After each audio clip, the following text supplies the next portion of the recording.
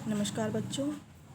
संस्कृत का छठा अध्याय गृहम शून्यम सुताम बिना, यानी घर शून्य। वैसे शून्य का अर्थ तो होता है ज़ीरो, लेकिन यहाँ कहा जाए खाली। घर जो है वो खाली होता है किसके बिना? बेटी के बिना। यानी क्या है, जो रौनक होती है वो किससे होती है? बेटियों से, ऐसा माना जाता है। और कहीं हद तक ये बहुत सही भी है। तो पिछली बार जहाँ से हमने इस अध्याय को छोड़ा था वहीं से शुरुआत करते हैं। चलिए देखते हैं। यत्र नार्यस्तु पूजन्ते रमन्ते तत्र देवताः। यत्र जहाँ नार्य आ जाएगा इसमें, नारियाँ तो पूजन्ते पूजी जाती हैं, रमन्ते रमन करते हैं, वास करते हैं, तत्र वहाँ देवता। कौन? देवता लोग, ईश्वर। यानी कि जहाँ नारियों का सम्मान होता है, पूजना का मतलब कि सम्मान, उन्हें इज्जत दी जाती है, तो वहाँ पर देवताओं का निवास होता है। यत्र एताः, जहाँ ये कौन? नारियाँ, न पूजन्ते, नहीं पूजी जाती, यानी कि जहाँ पर इनका सम्मान नहीं होता है। सर्वा तत्रा अफला क्रिया, वहाँ क्या होती हैं? तत्र अफला, अफल हो जाती है, विफल हो जाती है। सर्वा सब, क्या क्रिया? एक सब कार्य, यानी कि वहाँ पे कोई भी कार्य किया जाता है वो क्या है? वो संपूर्ण नहीं हो पाता, सफल नहीं हो पाता है, वो असफल हो जाता है। इसलिए कहा जाता है कि नारी का मतलब कोई भी हो, मनुष्य, कोई भी इंसान है, हमें सभी का क्या है? सम्मान करना चाहिए, किसी का भी अपमान नहीं करना चाहिए। तो ये अध्याय खास तौर से बेटियों पे आधारित है, इसलिए यहाँ पर उनको बताया गया, उनके बारे में समझाया गया है। अब आगे देखते हैं। अथवा पितु 10 गुना माता इति, अथवा कहा गया है कि पिता से 10 गुना माता होती है। यानी कि पिता जो है वो तो हैं ही, लेकिन जो माता का सम्मान है, जो उनका ज्ञान है, जो उनकी स्थिति है, वो पिता से 10 गुना अधिक होती है। तो या सन्मार्ग प्रदर्शिता भगिनी, तो यानी कि उसका जो भाई है राकेश, वो कहता है कि तुम्हारे द्वारा सन्मार्ग, सही मार्ग, अच्छा मार्ग प्रदर्शित दिखाया गया। भगिनी बहन तुम्हारे द्वारा मुझे अच्छा और सही मार्ग दिखाया गया है। कनिष्ठ अपि त्वम मम गुरु असि, कनिष्ठा यानी कि छोटे होते हुए भी क्या है? तुम मेरी गुरु हो। गुरु मतलब एक तो बड़ा होता है, एक होता है गुरु। तो ये भी कहा जाता है कि तुम्हें मैं गुरु मान सकता हूँ, या तुम बड़े हो, उम्र में भले छोटी हो, लेकिन जिस तरह का तुमने मुझे मार्ग दिखाया, जिस प्रकार की तुमने मुझे शिक्षा दी है, उस हिसाब से तुम क्या हो? मेरी गुरु हो। शालिनी, फिर शालिनी कहती है अलम पश्चातापेन, पश्चाताप मत करो। ठीक है, जो शालिनी है वो क्या कहती है कि अब पश्चाताप मतलब करो, यानी कि अब उन्हें समझ लिया क्या सही है क्या गलत है, तो अब वो ये कह रही हैं। तब मनसा अंधकार अपगत प्रसन्नताया विषय अयम, यानी कि तुम्हारे मन से अंधकार चला गया है, अपगतः चला गया है, प्रसन्नताया विषय अयम, यह प्रसन्नता का विषय। चलो, अब तक जो तुम्हारे मन में जो भी विचार थे बेटियों के प्रति, जो भी कुछ है, तो अब क्या है? वो दूर हो गया है। तो क्या है? अब पश्चाताप मत करो। और ये तो प्रसन्नता का विषय कि तुम्हारे मन में अब क्या है? बेटियों के प्रति सम्मान, जो भाव है वो अच्छा आ गया है।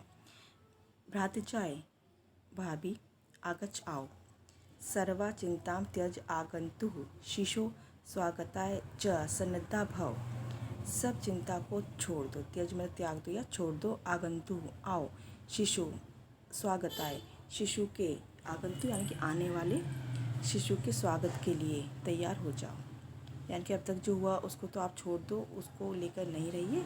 आगे जो है, यानी कि अब जो शिशु इस घर में आने वाला है उसके स्वागत में तैयार हो जाओ। भ्राता तुम अभी प्रतिज्ञा करो, भाई तुम भी प्रतिज्ञा करो। कन्या या रक्षणे तस्या पाठने, कन्या के रक्षण में यानी कि रक्षा करने में, सुरक्षा में, तस्या पाठने उसके पढ़ाई में, उसके पढ़ने संबंधी जो भी कार्य है उसमें, द चित्त स्थास्यति, आप इस बात का, सब चीज़ का ध्यान रखोगे। पुत्रीम रक्ष, पुत्रीम पाठ है, तो क्या कहा गया? बेटी बचाओ बेटी पढ़ाओ। इति सर्वकारस्य घोषणा इयं तदैव सार्थिका भविष्यति। इति सर्वकारस्य, यानी कि इस प्रकार की जो सरकार की घोषणा है, यह घोषणा तदा एव, तभी सार्थिका सफल होगी, सार्थक होगी या सफल होगी। यदा वयं सर्वे मिलित्वा चिंतनम इदम यथार्थ रूपम करिष्यामः, यदा जब हम सर्वे सब मिलित्वा मिलकर चिंतनम इदम, यह सोच विचार करेंगे, यथारूपम करिष्यामः, और इसको यथार्थ रूप में करेंगे।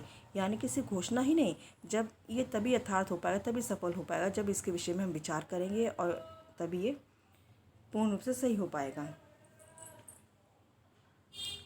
अब उसके बारे में, बेटियों के बारे में और कहा गया, अच्छा कहा गया है। देखिए एक श्लोक के रूप में, या गार्गेषु चिंतने निरपनय पंचालिका विक्रमे। यानी कि क्या है, जो ये गार्गी थी वो क्या थी, गार्गी मतलब बहुत विद्वान थी, और जो शास्त्रार्थ हुआ करता था तो सब विद्वान के सामने उपस्थित होती थी, और ये क्या होती थी, विजयी हो जाती थी। तो शूद चिंतने क्या है, ज्ञान के चिंतन मनन में पांचालिका, और जो कौन थी, द्रौपदी, वो भी क्या अपने उसमें क्या, वो भी परास्त कर चुकी थी राजा लोगों को, ठीक है, जो द्रौपदी थी। लक्ष्मी शत्रु विदारणे, लक्ष्मी मतलब जो लक्ष्मीबाई, शत्रु विदारणे क्या है, शत्रुओं को नाश करने में, शत्रुओं का नाश करने में। गगन विज्ञान आंगणे कल्पना, और जो कल्पना यानी कि कल्पना चावला गगनम, गगन को विज्ञान के आंगन में, विज्ञान जो एक विषय है उसके आंगन में लेकर आ गई। यानी कि इतनी बड़ी उपलब्धि उन्होंने हासिल कर ली थी कि गगन जो हमसे काफ़ी दूर था, इसके बारे में हम नहीं जानते थे कि वहाँ पर क्या है, क्या क्या कार्य वहाँ पे होते हैं, या वहाँ की स्थिति कैसी है, वो हम नहीं जानते थे। वो कहाँ पर लेकर आई, उसको विज्ञान के, यानी कि विज्ञान रूपी एक विषय समझ सकते हैं, उसके आंगन में लेकर आ गए। यानी कि एक छोटा सा रूप, गगन इतना बड़ा लेकर उसको एक छोटे से रूप में उन्होंने हमारे सामने रख दिया था, जिससे कि हम उसके बारे में सारा कुछ जान पाए। इंद्र उद्योगपति च, और इंद्र के समान उद्योगपति में, खेल जगती उनके समानी, ठीक है। ख्यात अभियतः साइना, जो साइना है उन्होंने क्या करा, खेल जगत में, और जो साइना है उन्होंने खेल जगत में चारों ओर, अभितः चारों क्या करी, ख्याति प्राप्त कर ली। सायम स्त्री सकरासु दिशु सबला सर्वे सद उत्साहिताम, तो क्या सायम, ये जो स्त्रियां हैं सभी दिशाओं में बल से युक्त हैं, इनको क्या करना, सर्वे हम सबके द्वारा क्या करें, प्रोत्साहित करें। तो यानी कि जो भी ये हैं विज्ञान के क्षेत्र में कार्य कर रही हैं, या जिस भी क्षेत्र में लड़कियां आगे बढ़ रही हैं, स्त्रियां आगे बढ़ रही हैं, हमें क्या करना चाहिए, उनको हतोत्साहित नहीं करना चाहिए, उनको प्रोत्साहित करना चाहिए, उन्हें प्रोत्साहन देना चाहिए, जिससे कि जितना अच्छा वो अब कर पा रहे हैं उससे ज़्यादा अच्छा वो कर सकें। क्योंकि अकेला इंसान कुछ नहीं कर सकता, सबके सहयोग की ज़रूरत उसमें होती है। तो उम्मीद है आपको ये अच्छा लगा होगा अध्याय, क्योंकि इसमें बहुत कुछ ज्ञान की बातें बताई गई हैं। जैसे कि हर अध्याय में कुछ ना कुछ उद्देश्य होता है, कुछ ना लक्ष्य होता है। वही इस अध्याय का है कि आपके मन में जो भी बुरी बात है, जो भी बुरे विचार हैं लड़कियों के प्रति, कन्याओं के प्रति, उनके जन्म के प्रति, तो क्या है, अगर काफ़ी हद तक आपने अच्छा विचार अपने मन में लिया है, तो यानी कि जो ये लेखक के द्वारा जो ये आपकी कक्षा में इस पाठ को रखा है तो बहुत ज़्यादा सार्थक वो रहेगा। तो आपने शब्दार्थ तो कर ही लिए हैं, तो इसको समझने की कोशिश करिएगा। धन्यवाद।